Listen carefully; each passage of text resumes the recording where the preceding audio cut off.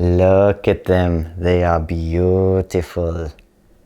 Oh, hi. Well, these cameras are here, so that must mean it's time to do my which camera should you buy video. And it's been 3 months since I made the last one, and I'm gonna be honest with you, not a lot has changed. My hierarchy from last time is more or less the same with the cameras you should and shouldn't buy. However, something I've never ever done in a video is rank these 360 cameras from 10 to 1. And look, there's no one answer for which is the best camera because everyone's different and everyone has different needs from a camera. So in this video, I'm going to tell you exactly what each of these cameras is best at and who they are for, because the best 360 camera is different for every person. So this video is going to aim to figure out which is the best 360 camera for you. I'm only going to talk about consumer and prosumer cameras that are under $1,200. If there's a camera you have your eye on that isn't here, it's likely I've knocked it out in a previous video, so check out my previous camera comparisons to see why this camera hasn't made the list. Starting with number 10, it's the Gear 360 2017. Wait a minute, Mr. Benny, you knocked the Gear 360 out in the last video, and now you're bringing it back?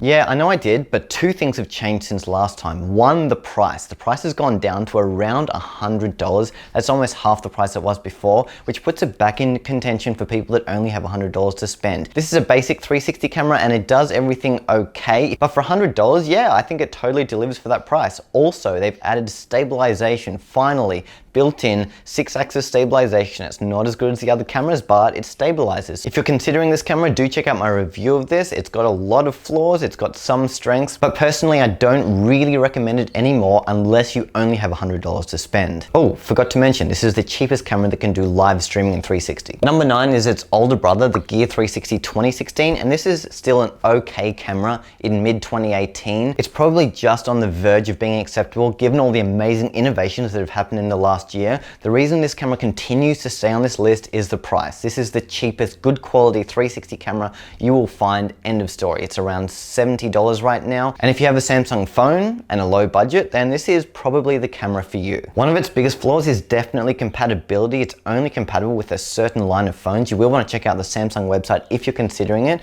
but I can't use it. I'm on Mac and iPhone, so haven't used it in about a year, but it's a great camera if you're on Samsung. One amazing pro of this camera is it's still the highest resolution 360 camera under $1,200 of all of them. There are $1,000 cameras that aren't as high resolution as this one. So although it's cheap and the dynamic range is nowhere near as good as some of the other cameras, it does have resolution on its side. Should you buy the Gear 360 2016? Only if you have a budget of $70. If you have more, then you'll probably want to consider the other cameras on this list. Coming in at number 8 is my newest 360 camera of all of them, and that's Devoe's Plus 3D 360 camera. This is an 8-lens 3D camera and it's been pretty good so far. This is the cheapest 3D 360 camera out there aside from the previous Devoe's model. From the few shots I've taken so far, it's looked pretty good, not amazing. However, I haven't viewed it in 3D yet. 3D is actually amazing and I can't wait until 3D takes off. It's going to be absolutely incredible and it's going to bring that immersion factor of 360 photos and videos to the next level. 3D means you can essentially see depth in the image. If you remember those old ViewMaster headsets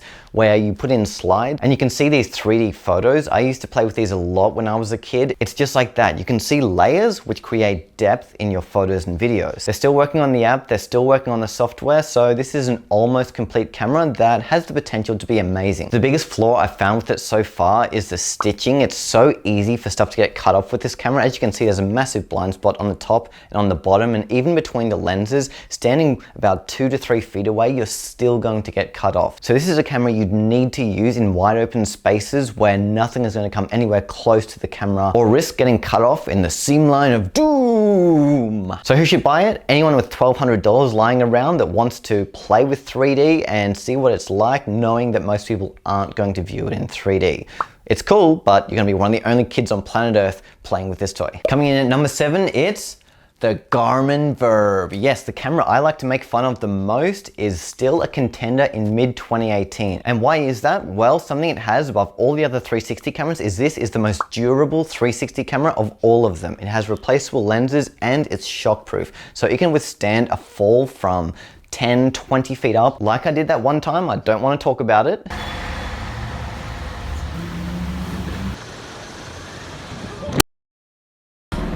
Look what I just did to my Garmin VirB. Yeah, ouch. Ooh, still have nightmares about that. But if this were any other 360 camera, I would have had to buy a new camera. With the Garmin VirB, I went straight on to the Garmin's website and I saw they had replaceable lenses. It cost about $40 and I had them in the mail within about 5 days, and that saved me $700. So there's that. If you're someone that likes taking risks with your camera, you do extreme sports, or you're just clumsy, then this may be the camera for you because it's very likely it's not gonna break. Since I made my review of the VirB, they've added the ability in their desktop software to stitch 5.7K video, and I tried it yesterday and it worked flawlessly. Many people forget that about the VirB. That makes it one of the highest resolution consumer/prosumer 360 cameras money can buy. The final thing it has above the others is G-metrics. So if you're into racing or extreme sports, it will create all kinds of cool overlays that will show up on screen as you navigate your course and make your video look kind of like a video game. That's cool, completely useless to me, but I can see how it'd be totally useful for those people. The VirB's a great camera, and maybe I was too hard on it last time by putting it on the meh list, but the reason it's on the meh list is the price. This is $800, and for only offering those 3 things above all other 360 cameras, it's just not enough. And most cameras on this list are less than half the price of the VirB. Coming in at number 6 is a camera I love to hate, and that is the Yi 360 VR. And I hate the fact that I love to hate this camera, but it's only because I'm a Mac guy and this is not a Mac friendly camera or iPhone friendly at all. It is 5.7K, however, I can't process it. It doesn't work on phone, it doesn't work on computer for Mac. So if you're a PC owner, this is going to be the highest resolution video camera under $500. The Yi is $399 right now. So PC owners, this is a serious option. And if I were a PC reviewer, like some of my good friends, I'd be putting this way higher, like maybe 3, 2, or 1. But since I'm a Mac guy, this camera is basically unusable for me, which is sad because I thought this camera had a lot of potential, and maybe it will one day when it does become Mac friendly. Another issue I have with it is its dynamic range. It's really not great. It doesn't handle highlights and shadows well at all in the same image. So if you're one of those people that just loves resolution, you want as much as possible regardless of the look of your photos and videos, then the Yi is a camera you should consider. But something that's way more important to me is that dynamic range. It's just so important, and I know I'm going to get it with the cameras higher than this on this list. Okay, we're down to the final 5 of my favorite 360 cameras of mid-2018, and coming in at number 5 is the Rilo 360 camera. And Rilo is a camera that I'm liking more and more every time I use it. If you saw some of my Japan videos, you saw I shot some awesome hyperlapses with the Rilo, which involved me holding this camera and walking for 4 minutes, speeding up in the app, adding the hyperlapse effect, and bam, I've got an amazing B-roll shot, which once would have taken hours and hours, if not days, and I can do it in minutes. There's no question the Rilo is a B-roll machine, and I can see myself using this for the next year at least, because it's just so good at that. Yes, its draw card is its hyperlapses and stabilization. The Rilo is still the best 360 camera for stabilization. It's got amazing 6-axis stabilization, and it's the best for hyperlapses. Recently, they've added a motion blur effect within the app, and it just gives those hyperlapses that next level cinematic look. It just feels like something that was shot really professionally, even though it wasn't. And when you're filming, you look like a complete idiot walking around with this thing. Like, people think you're some kind of pervert, but I don't even care because those hyperlapses look so amazing. Another thing it does better than the other cameras is the button layout. It's ridiculously simple to use this camera. There's literally 2 buttons, on, off, and record on the top, and that's it. You just press record, take a photo, take a video, and bam, you're done. But hold on though, the Rilo also has lots of flaws. This is far from a perfect 360 camera. The first and biggest flaw is there's no Wi-Fi connection, which means you can't connect wirelessly to your phone and preview your images or download your footage. You need to physically use a cable, connect it from the camera to your phone. The final major flaw of the Rilo, in my opinion, is the price. This is a $500 camera, and I don't think it's really worth $500. I mean, yes, look, those hyperlapse shots were amazing, and I would pay $500 for those, no question. So if you're someone that likes the hyperlapse effect and you don't mind the idea of having 2 cameras, then the Rilo might be a good second camera for you. I wouldn't totally rule it out though as a main camera. It would only be a main camera if you're someone that really values stabilization. If you're someone that's into extreme sports, or maybe you exclusively shoot handheld, then you absolutely 1000% should consider the Rilo. Coming in at number 4 is the Insta360 What? Are you serious? What? I watched your last video and you said that was the #1 camera you should buy, and now you're saying this? You're a dirty, filthy, stinking liar. Yeah, about that. Look, I still totally stand by everything I said in the last video. However, the last video wasn't ranking from 10 to 1. This is still going to be the best 360 camera for lots and lots of people, just not everyone. Something I feel like I could have clarified a lot better in my last video is this is the perfect 360 camera for beginners. It's really easy to use, it clips onto your phone, and you can do everything on your phone in minutes. No question, Insta360 have the best app, and that makes the whole workflow a breeze. Whereas with most other 360 cameras, you have to use several apps, bring to your computer, and it can really drag out the process. Insta360 are all about simplicity, and I really have to give them a round of applause for their amazing app. Yay. However, that does not mean that this is a camera for everyone. This is for a beginner. If you're a beginner or you're into live streaming, this is also the best 360 camera for live streaming. But if you're a semi-experienced photographer and you want image quality, you want dynamic range, you want beautiful colors, then you want to consider the cameras above the one on this list. I've always had issues with the look of the photos and videos that come out of this. It's not great for contrast, and the colors aren't always accurate to what you see in real life. For me, as a more experienced photographer, that means the world to me. So if you're someone that's never owned a 360 camera and you want something that's uber easy to use, you just plug in, take a photo, download, and then upload to social media, this is going to be the camera for you. However, you probably will need an iPhone. Yes, they do have an Android adapter, but since I recommended it in my last video, I had so many people reach out saying this is less than perfect. It does not work great with Android at all. Some people it's working fine, but a lot of people it's not. So therefore, I've withdrawn my recommendation. If you're an Android user, I wouldn't really consider this because you're probably going to experience issues. Basically, every other 360 camera on this list is Android friendly, so you might want to consider one of the other options. Coming in at number 3, and not one, but two 360 cameras, the MiSphere and the MadVenture 360. Before you ask, there's still no difference between the two, so it's up to you which one you want to buy. Personally, I recommend the MiSphere just because it's usually cheaper. The MiSphere has been high on this list for probably the longest of any of the 360 cameras. This has been one of the best options for over a year now, and it's still an excellent option in mid-2018.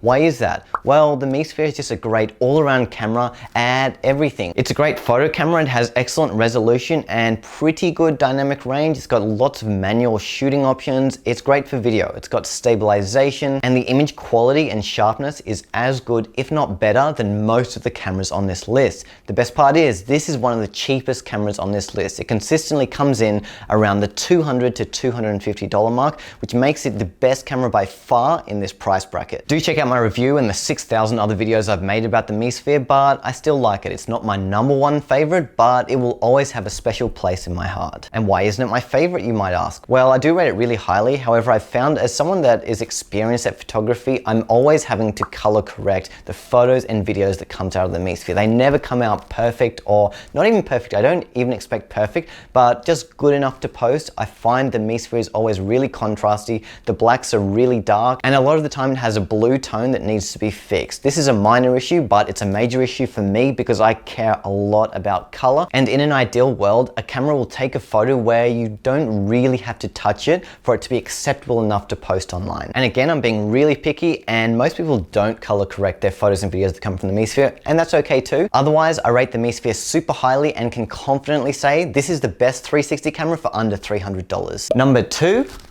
and it's the Theta V. This is one of the cameras I've been using the most over the last 6 months.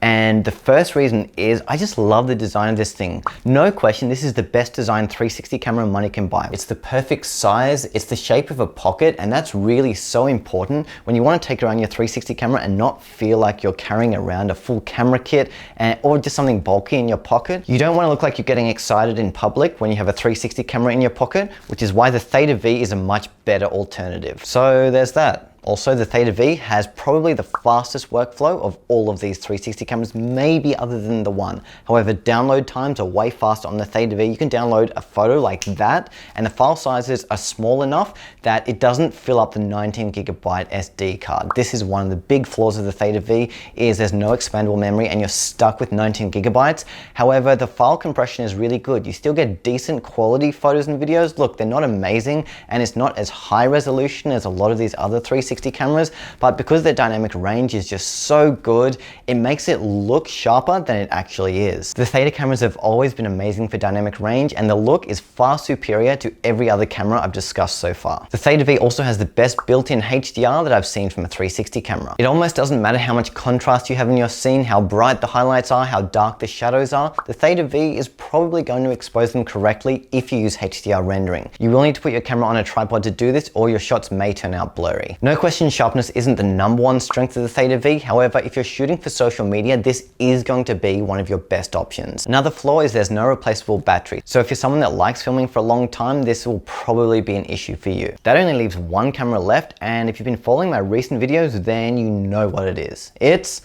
the GoPro Fusion. And as of mid-2018, in my humble opinion, the GoPro Fusion is the best all-around camera for 360 photos and 360 videos. It's definitely a prosumer camera and not a consumer camera, meaning you need more of an advanced setup, as in a phone, you need a fast computer with a fast graphics card and lots of RAM in order to use it. But if you have those things, this will be one of the best 360 cameras you can get your hands on. Firstly, straight out of the camera, the photos and videos just look amazing, and they barely need any work done to them. Also, it's so sharp. This is one of the few 360 cameras I've seen that when you look in any one direction, it looks legitimately like high definition video. Most of the other cameras on this list look more like 720p when reframed. The stabilization on the Fusion is second only to the Rilo, and it's really close. The Fusion stabilization is incredible, and if you're someone that's into extreme sports and you can afford the Fusion, I would 1000% recommend the Fusion because it beats the Rilo in every other way. Well, maybe other than that cool hyperlapse effect. But if you're someone that's into sports, moving around a lot, and stabilization is important, you're going to get amazing looking 360 video from the Fusion. And it's also waterproof, which makes it the best 360 camera for using underwater. Look, the stitching sucks underwater, which is why you need a housing regardless of the 360 camera you own, and whether it's waterproof or not, it doesn't matter because water causes issues with unhoused 360 cameras. So if you wanted to take this swimming and say use it out of the water, it would be a great waterproof camera for that application. The Fusion shoots RAW, the Fusion has voice control, the Fusion has spatial audio, and the Fusion is the best 360 camera for video in low light. It really is a great all-around choice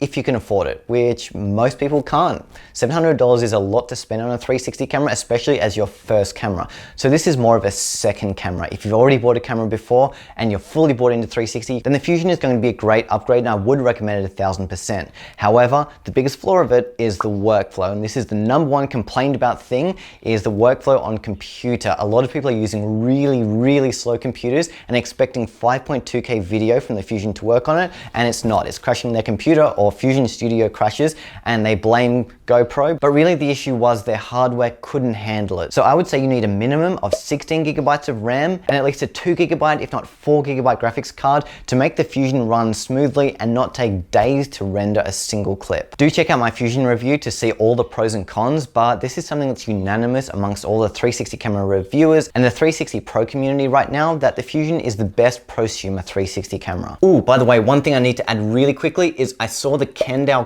Cam, and it's amazing. I think it's going to be one of the best 360 cameras of late 2018. It's not ready yet, but I have complete confidence that it's going to be in the top 3 of this list by the end of the year. I'd strongly recommend joining the Facebook groups of the camera you own or the camera you're interested in to see samples, to see user questions. You can submit a question, so definitely join as many of those Facebook groups as you can. And hey, I'd be interested to know, what's your #1 360 camera right now and why? Leave a comment down there. And you know what? Choosing a 360 camera is one thing, but really knowing how to use it and how to get really professional results with your 360 camera is a completely different thing. You can buy an amazing camera and still your footage can look terrible, which is why I made my video course, a beginner's guide to 360 video. Why do things the hard way when you can learn from all of my mistakes by getting my best tips and tricks in something you can consume in under a day. I'll put a link to it in the description, and this video course is my best content yet by far. Finally, I've got some news to share. This is going to be my last video that I'll be filming here.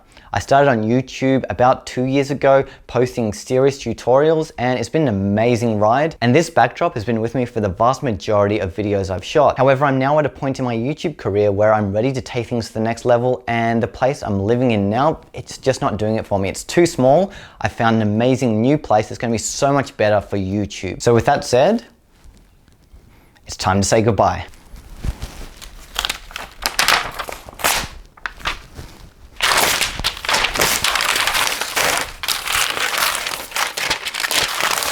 I've had my wall like this for 8 years, so I feel like I'm tearing apart a piece of my soul. I'm sorry, Mr. Kubrick.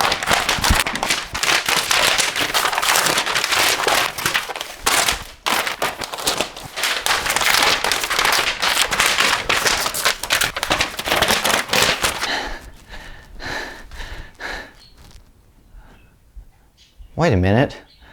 I could have taken them to my new house.